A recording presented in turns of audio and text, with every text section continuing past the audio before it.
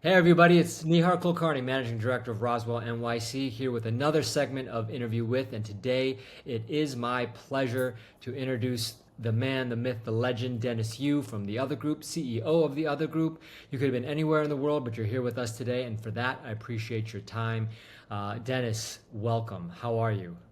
I'm doing really well. Thank you for having me, my brother, my friend, and that's a Yeah. great intro.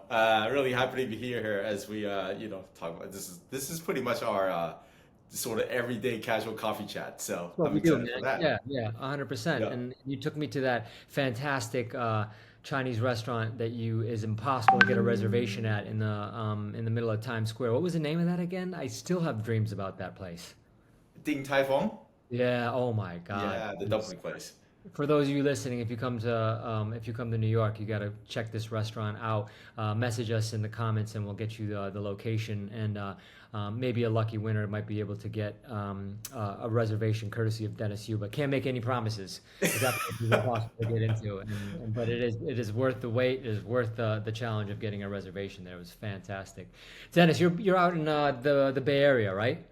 That's right. That's All right. right. And are you from California originally? I am, if I was to like back all the way up to my origin of my story, I was born in Taiwan. But Oh, when I okay. immigrated here, yeah, when I immigrated here with mother at the age of 12, Okay. we actually moved to LA. Okay. And that's kind of where I grew up, spent a couple years in Virginia, and moved up to Bay Area about 3 years ago. Awesome, awesome. And you have a very, very interesting story. You're ex Shopify. You ran your own business for a while.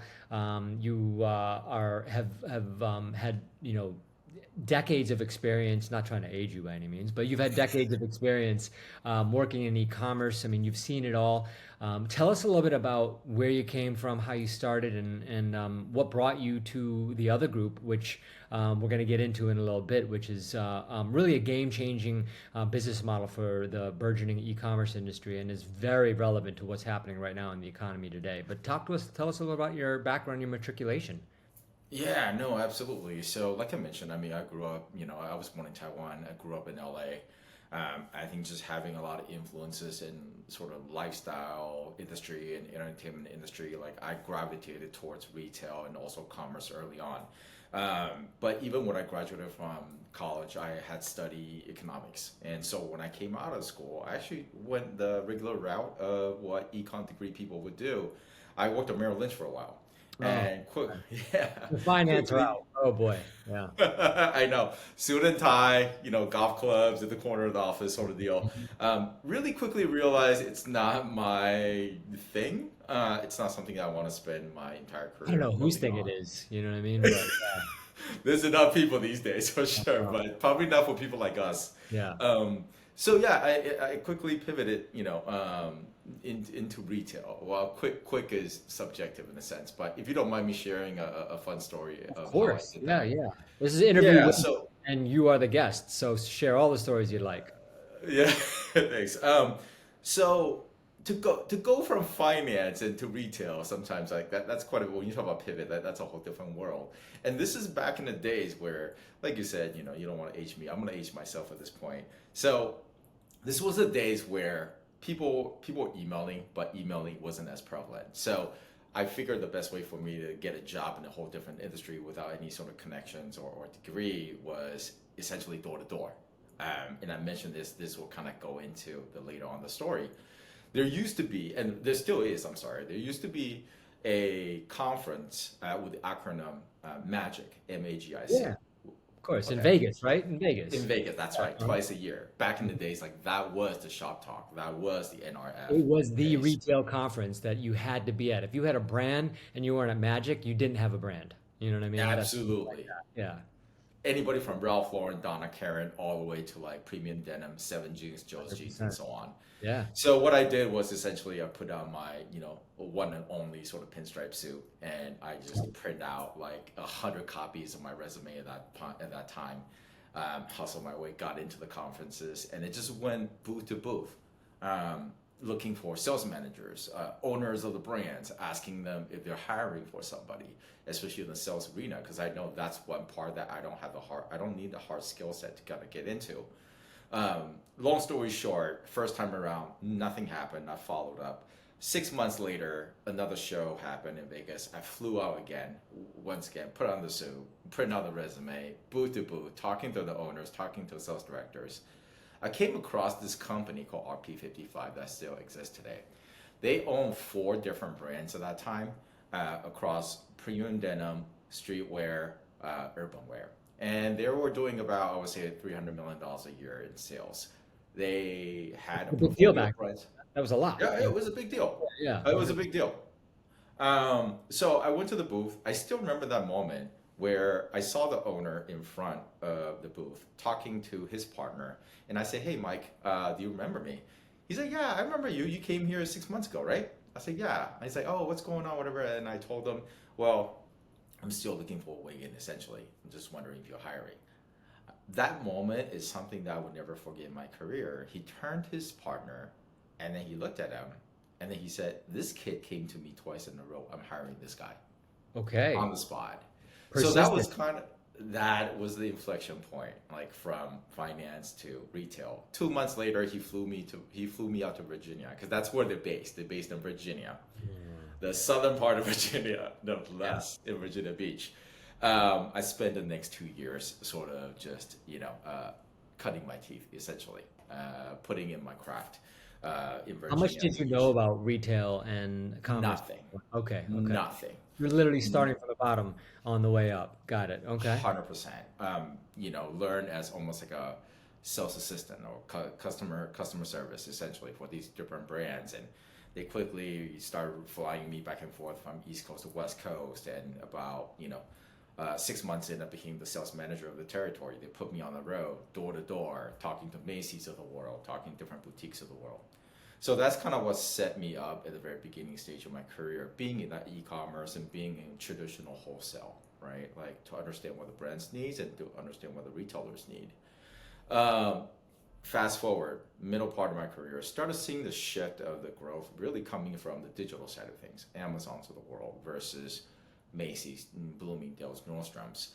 I decided to take a pivot once again in my Again. career. Yeah. And I got lucky. I have to say this. The first company I joined was and still exists today. It's a company called Society6. Digital marketplaces, artist marketplace at that time. We grew the company from 50 million to $200 million a year. Okay. Three-sided marketplace. I was the head of BD there, doing a lot of strategic partnerships, from channel partnerships all the way to B2B. After that, I moved on to another company, similar space but a bigger scale, called art.com, ART. And AirT. I head up their enterprise B2B revenue divisions over there. And about a year later, the company got sold to Walmart. The next 2 years, next 2 years is more, I guess, timing than anything else. I wanted to take a break. My alma mater, USC, reached out to me and say, "Hey, Dennis, would you like to run this supply chain institute center under USC Marshall School?" Professor Uh, Yu? What yeah, it was? Professor Yu. Okay. Yeah, All yeah, right. yeah, yeah. I didn't even know this, Definitely guys. no. Jeez, I'm learning this for the first time. Professor Yu over here. All right, keep it Yeah, going. no doctor ahead of the name though. But it was a very interesting journey in the sense I'm not a supply chain person. I don't claim to Mhm. be, and I did tell them that I don't, Mhm. I don't know supply chain. I know commerce, but they said that's fine. You come here and run the business side of it. We have all the experts we need. For the next 2 years, I was able to develop a network and knowledge in supply chain, a network of sort of Fortune 100 executives that I never got a chance to. So I started to learn understanding of how to run, how to navigate and run within small startup environment as well as corporate environment, because I Mm. was overseeing the board of governance at the institute as well. Great experience, a little too slow for my speed. So for the next 3 years or so, I spent at Shopify, managing one of the customer success, so merchant success teams from the West Coast. Great What experience years moving were up you over at Shopify? 2020 to 2023.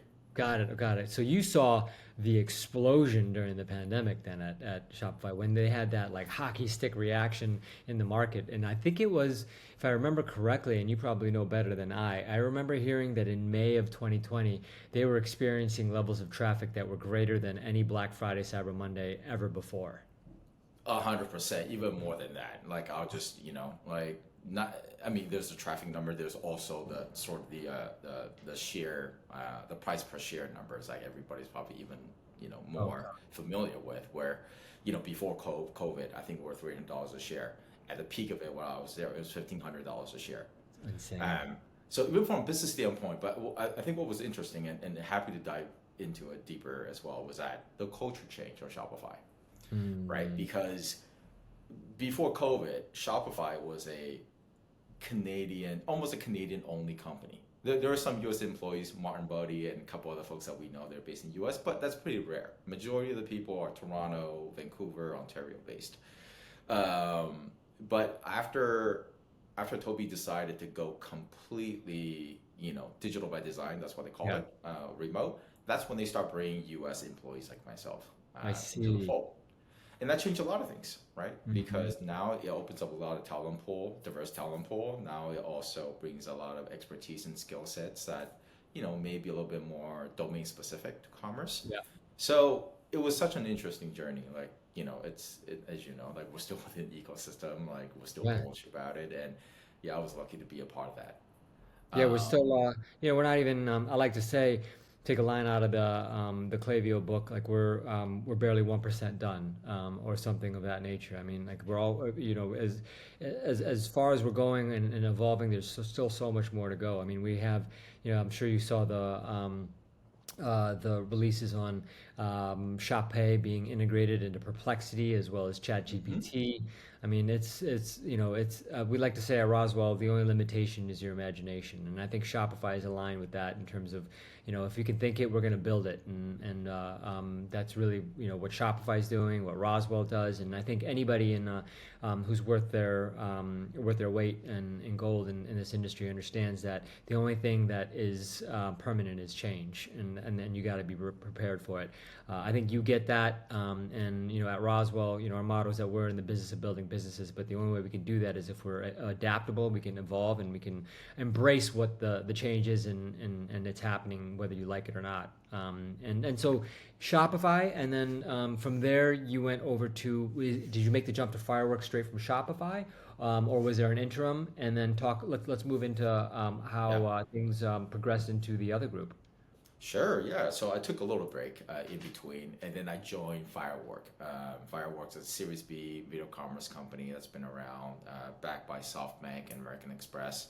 Video commerce, to a lot of people who are not familiar in North America, it's your live streaming. It's also taking the content from different channels and embed them onto the website to make it shoppable. So the It's whole taking the whole thesis. concept of like QVC, as well as how Instagram Reels and sorry, TikTok Reels and the videos on Instagram, and being able to take that and use user generated content to support the buying purchase a decision of a customer when they're on site. So being able to see the product actually in action, through archived videos from Instagram or TikTok, or it could just be a live video commerce session where you have someone that's QVC style talking about the product and talking about its features and attributes, and getting people to buy it right in that moment, which I understand is big in APAC and to a certain degree in Europe.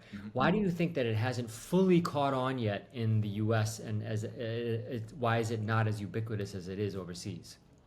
Yeah, so I think it may be just timing at this point. Obviously, we're looking at it. There's a lot more, and as you know, like APAC, commerce in APAC is very different than North America. In Oh yeah. APAC, you have marketplaces, and they essentially just kind of dominate the entire scene, right?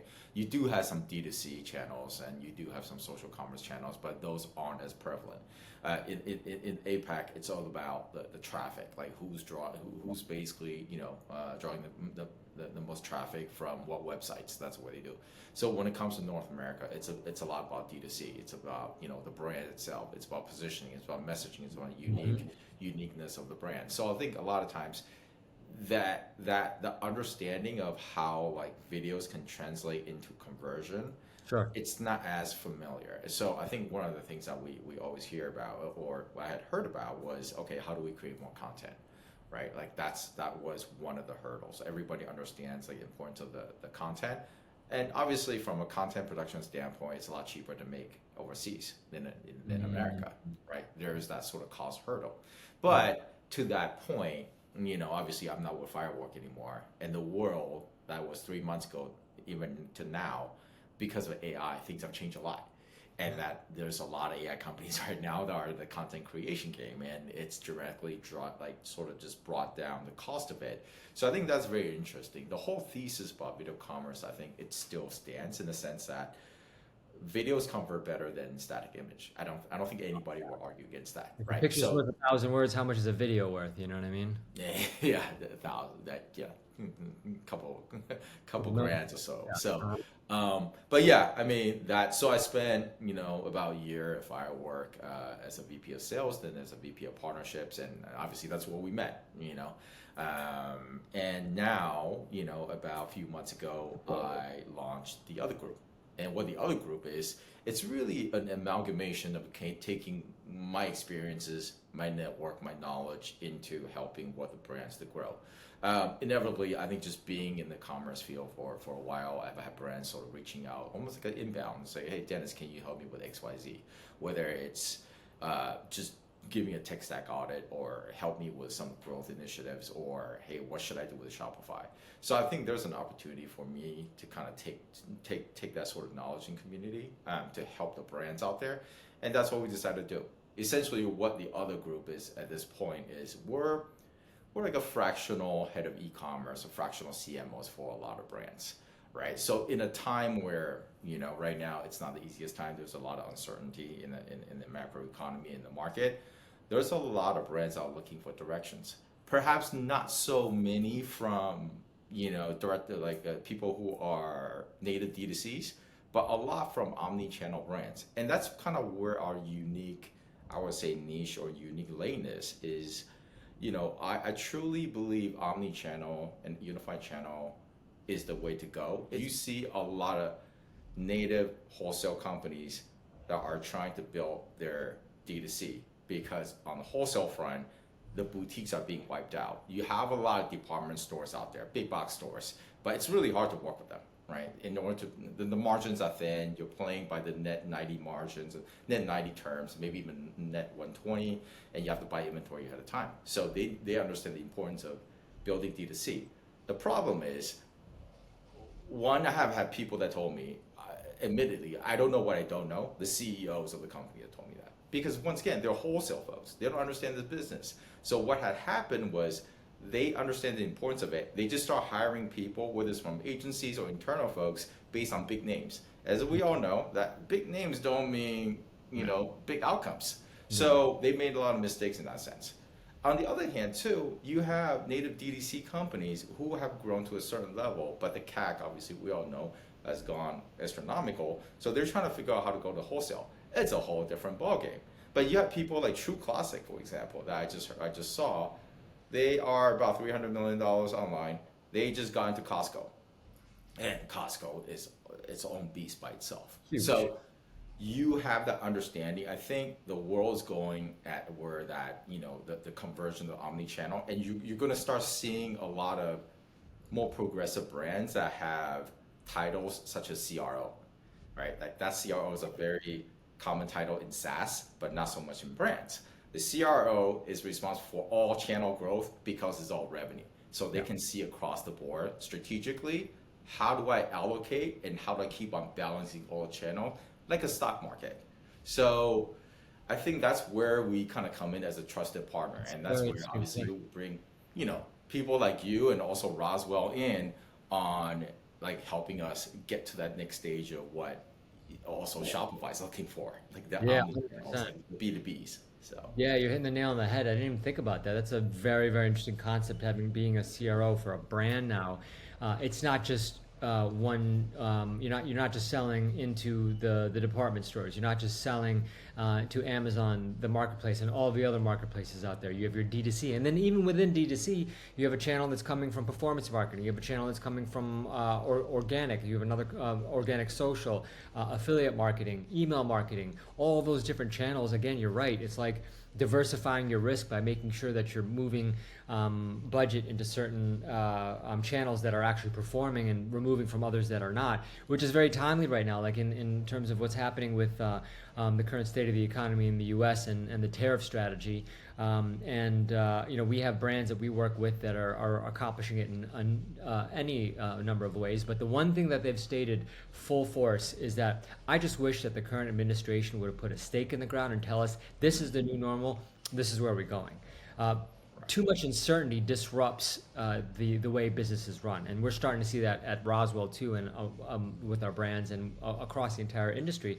I mean, if your costs are going to go up, your net income and your delivery margin, your net income is going to come down. You have to reforecast your ad spend because you have to look at the ROAS and reverse engineer how much you're actually willing to put into that channel now. Paid ads channels, performance marketing channels, Facebook, Meta, Google, Pinterest, TikTok, Bing, YouTube, all that they're getting impacted. And then agencies like us that are planning our modeling based off of our revenue and gross profit margins based off of the percentage of ad spend that we're expecting our brands to do. And now that's getting cut. And then consumers are left holding the bag because they're the ones that have to end up spending the extra amount. Again, just if to summarize it is that it's important that we understand in all aspects of the industry, from consumers all the way to the brand creators and whatnot, what is going on. Just tell us. And that's my kind of philosophy on things, is that I might have my own opinions on the direction of the economy and tariffs, and I don't want to dive too much into the politics of it all right now, but looking at it straight from an economical standpoint, ultimately, I would rather know what's going to happen, even if I don't like it, because then I can plan. But when you don't know, then you're just operating in a black hole, and when a black hole gets denser and denser and denser, what happens? Everybody understands. I mean, it's an explosion that you can't really be prepared for, and that's what I think might be happening right now. I hope it doesn't, and I hope that we're able to figure it out. But bringing it back to brands from the other group, I'm sure that all with all the number of brands that you talk to and consult with and work with, what's your strategy? What are you telling them that their best approach should be from navigating through the current uncertainties, as well as with how to deal with tariffs? Yeah, I think it's kind of, to your point, it's there's just no visibility, there's no transparency, right? And the only thing in those types of situations, the only thing we can bet on is the only thing certain is uncertainty going forward. And perhaps I'm not the only one that feels this way, but I think just human nature, when there's a lot of uncertainty, to a certain point, you get really conservative. And that's, to be honest, like also what we're advising some of the companies to do as well, is that now you're going to have to replan at a much sort of faster cadence. You got to look at the numbers even more closely right now, and you got to remain flexible. And in order to do that, as we're in the consumer business, so it means inventory buying. Like that's a very, very hard part when you're saying, okay, I'll be flexible.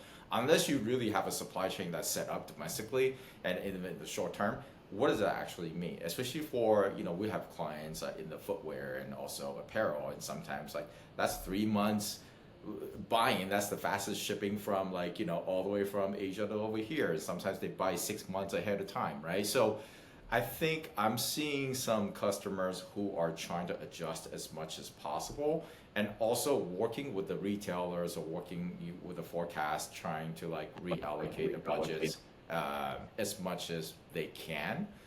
They're being more conservative than anything else. I would say that. I have heard some of the brands who had prep ahead of time, where they basically front loaded a bunch of inventory to prepare for the holidays. So they kind of skim back and start cutting some of the inventory buys and forecasting for the rest of the year. Yeah, and then that's going to affect the campaigns and advertising and paid, as well as you've seen across the board. You do have a lot of messages that came out and say, hey guys, this is direct consumer messaging by June or July, because of the tariff, because of all these things, our pricing is going to go up, so buy now, right? So I think once again, there's a lot of sort of short term, trying to figure out the short term, trying to fight the fire, and not even able to think mid to long term because we just don't know what's going to happen. That's We the hardest part.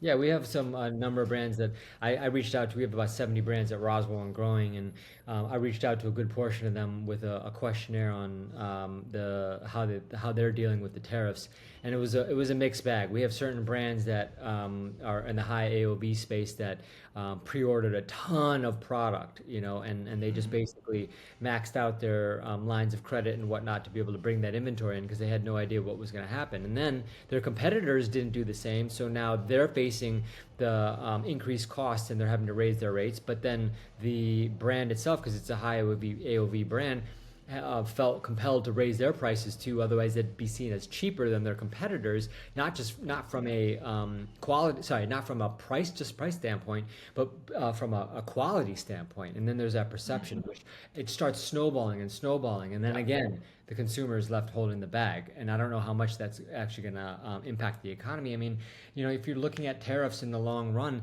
and trade deficits and whatnot, you're not going to see brands being able to recreate factories and supply chains in the US immediately. I mean, you're talking about a 2-3 year window at least to be able to do that. And by that, and how long is this going to be sustainable? And they're talking about potentially empty shelves in the US here and there within the next 2 to 3 weeks, maybe a month or so. You're dealing with murmurs about stagflation happening. You have brands that pre-ordered a ton of inventory that just have a massive amount of supply sitting in their warehouses, and then at the same time, University of Michigan, go blue by the way, University of Michigan has their consumer confidence index that they do. That is one of the most credible indexes in the industry, and they're seeing consumer confidence decline. And so you're having a number of different factors that are going to come in, and it's like a perfect storm. You have inventory for some brands, and then you have inflation starting to creep back up, and then you have depressed demand because customers are concerned with what the future holds and whether they can spend now or should they do it later. And all this uncertainty is not helping anybody. And frankly, it's a situation that is just bubbling and about to explode. So I'm trying to stay as calm as I can. At Roswell, we're a full service 360-degree e-commerce agency, and we got to help our brands as best as we can. But the stability and certainty of the future is something that you can never bank on or bet on, but at the same time having an understanding of what the policy is and say, hey, this is the new normal, this is the way forward. I would just really would wish for that. Shifting gears a little bit. If I can, really quick note to that, right? To your point, I think more so than anything else, this is where trusted partnership really comes in. Right? Back in the days, if you're an agency and a consultant, if you're a certain outsourced type of service that just been traditionally very tactical, and you don't have that sort of strategic mindset to even have the conversation dialogue we're having with the CEOs or the VPs or the founders, it's really hard to survive in this type of environment where everybody's trying to cut cost. So the question at the end of the day is that it's not only the trust relationship with the brands and also the stakeholders, but at the same time is that what else can you bring to the table that kind of help them holistically to kind of see the whole business, right? We talked about omnichannel. That's because omnichannel is you're not just looking at D2C, you're looking at the entire thing. I think all of those little things come into play when we're talking about providing value to our brands, to our partners, is that what in uncertain times, what other extra value are you bringing to the table so you don't become a nice to have, just on the P&L sheet. So and circling back to this because you sparked an idea in my head. I was just on a call with ShipBob yesterday, and for those of you who don't know who ShipBob is, they're a distributed they're a distributing warehousing a platform that allows you to that seamlessly integrates into Shopify and a number of other platforms. And using their 20 plus warehouses, it's probably larger now since that was what I spoke to them about 2 years ago. They're able to get you, near Amazon style shipping next day, 2 day, by leveraging their number of warehouses all over the U.S. and Canada. They're having an explosion of top of funnel leads from brands coming to them, and it just makes sense because ultimately, if you think about the unit economics, if your cost of goods sold goes up by X, the only place you can cut is your logistics arena. You have to figure out any other place that you can cut expenses so that you can bring it down. And I wonder if that's going to make the economy a little bit more efficient from a delivery standpoint, because brands are going to realize that, all right, if I just deal with my two warehouses, one in New York and one in LA, and someone orders from Dallas, Texas, it's going to take 2 to 3, 4 days to get their ground, right?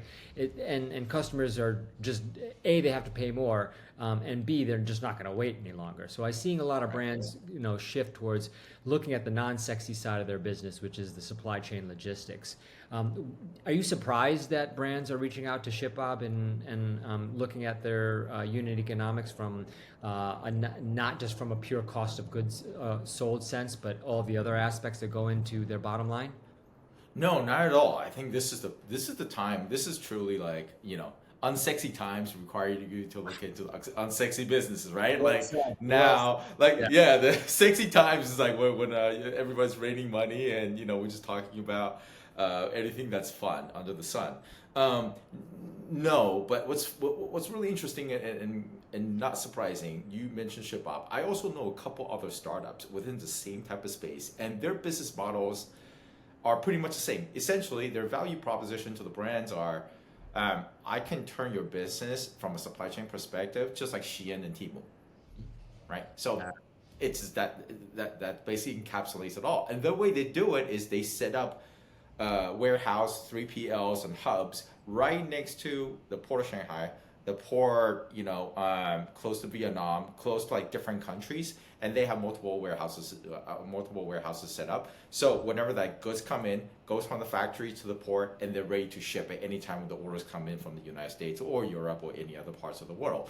So the efficiency, kind of to your point, I think that is the key, and that does make a lot of sense. I think unit economics and cost perspective, it's going to be cheaper for you to have 3PLs over in Southeast Asia or China versus here, right? And I think at certain point too, even if it takes a week to ship a certain item, I think as long as the price is reasonable, I think the customers are willing to wait for it. Yeah, I agree with you. And nobody's going to pay $7,000 for an iPhone. You know what I mean? No. And it's the concept of trying to bring that full production back stateside that baffles me a little bit, because ultimately, we as much as there's anti-globalist sentiment across the world at this moment in time, at the end of the day, if you have a comparative advantage, that's what you learn in economics, basic economics. Comparative advantage or an absolute advantage is something that you have to deal with, and tariffs were meant to protect industries. But when you have the automobile industry, my dad worked for Ford for 42 years, and when he first started working, a lot of it was done in the U.S., and then you built these supply chains from Detroit, coming in from Windsor and all up and down I-75 in the middle of America, and bringing in parts from Mexico, and you have vehicles that are made in all three parts of North America. How are you going to adjust that so that everything's made in America? I have no idea, and whether that makes any sense, I have no idea. But anyways, it's going to be interesting to see how the next few months roll out. When this segment goes live, the conversation might be entirely different. But that's what it was when we spoke today. But you know what? Now I realize why we get along. So you mentioned about your dad worked at Ford. My dad and his side of the family also came from manufacturing. Okay. Yeah, so they actually started manufacturing sportswear like Nike and JCPenney in the 80s in Taiwan and also different countries. So you and I have probably been in sort of in the blue collar type of jobs and also Oh, yeah. seen it and smell it. And to your point, and this is, this is not political, but this is more realistic than anything else. I don't think anybody is aspired to grow up to knit or sew a t-shirt in the United States, getting Yeah. the education they can get over here, right? It's like, that's just not, first of all, it's unreasonable. Two is that it's not a job that we want. Everybody wants, other things that, that are better suited in the skill set. And that's Yeah. also not going to move our society, our country forward when you're talking about staying as the powerhouse in Yeah. the world, right? Mhm. So, yeah. It's going to be interesting to see how the next few months play out.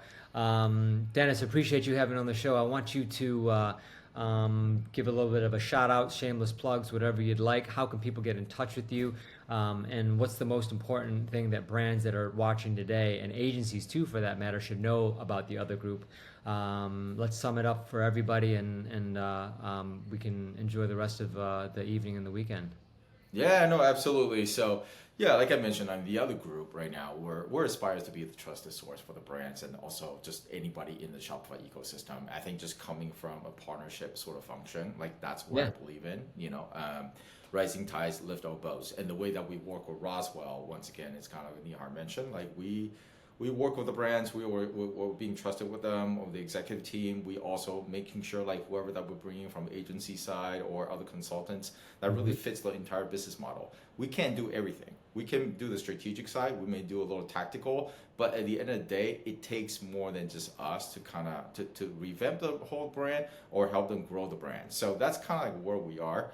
I think strategically we have the knowledge between the D2C and also the wholesale and the omnichannel, different parts of the business, like I mentioned.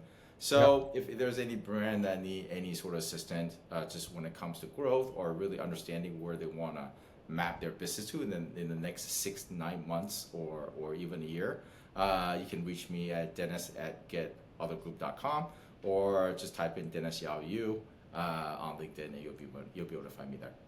Fantastic, Dennis. Appreciate it. And shout out to Queenie as well, too, over at the other group. And we'll have you on very, very soon. Appreciate your time, your knowledge, your wisdom, and we'll talk soon. Yeah, thanks for having me.